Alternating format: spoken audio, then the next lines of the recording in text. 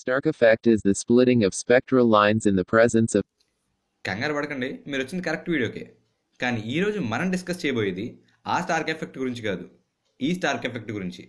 ఇంకా క్లియర్గా చెప్పాలంటే, what if iron man doesn't exist in the MCU అనే కాన్సెప్ట్ గురించి ఈరోజు మాట్లాడుకుందాం.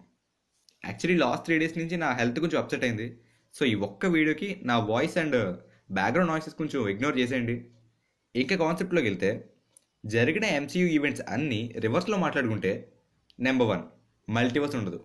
Yes, Tony time travel design చేయకపోతే, టెజరాక్ట్ని తీసుకోకపోతే, అది లోకీకి దొరక్కపోతే, లోకీ ఎస్కేప్ అవ్వకపోతే, లోకీ టీవీఏకి రాడు, లోకీకి టైం స్లిప్పింగ్ పవర్స్ రావు, అండ్ ఫైనలీ లోకీ మల్టీవర్స్ని కాపాడేవాడే కాదు.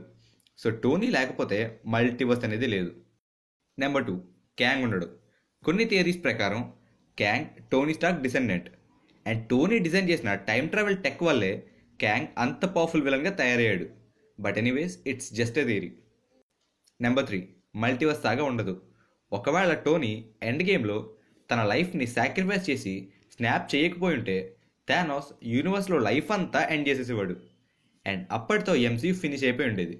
Number 4, war machine, spider man, Wanda, vision, ఈ నలుగురు అసలు సూపర్ హీరోస్ అయ్యేవాళ్లే కాదు.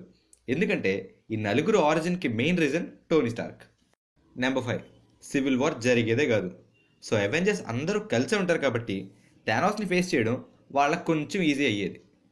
నెంబర్ 6, వకాండా ఎప్పటికీ అనానిమస్గానే ఉండేది. టోనీ అల్ట్రాన్ని క్రియేట్ చేయకపోతే అల్ట్రాన్ ఉలిసిస్ క్లాతో వైబ్రేనియం డీల్ చేసేవాడే కాదు. ఆ డీల్ జరగకపోయింటే కింగ్ టిచాకా యునైటెడ్ నేషన్స్ మీటింగ్కి వచ్చేవాడు కాదు, అండ్ చనిపోయేవాడు కాదు.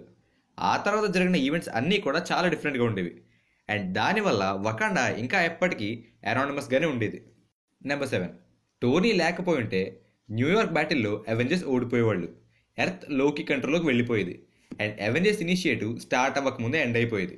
మొత్తం కలిపి ఒక్క పాయింట్లో చెప్పాలంటే, Tony Stark is the central person of Infinity సాగా.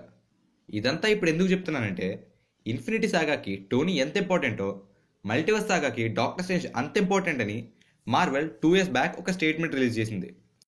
అప్పుడు నేను ఇది పెద్ద పట్టించుకోలేదు, కానీ ఎంసీయూని ఫేజ్ 1 నుంచి మళ్ళీ ఒకసారి చూస్తే నాకు ఆల్మోస్ట్ 100 డీటెయిల్స్ దొరికాయి.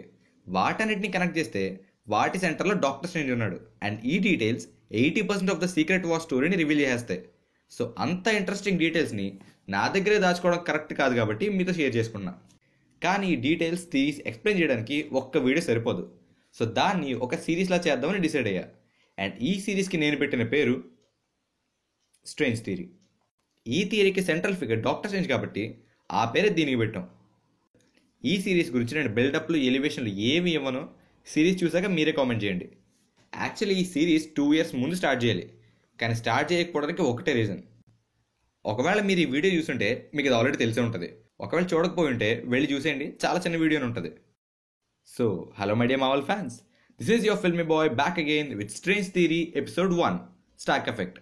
అండ్ నెక్స్ట్ ఎపిసోడ్తో అతి త్వరలో మళ్ళీ కలుద్దాం. Until then, this is your filmy boy signing off until the next video. Bye.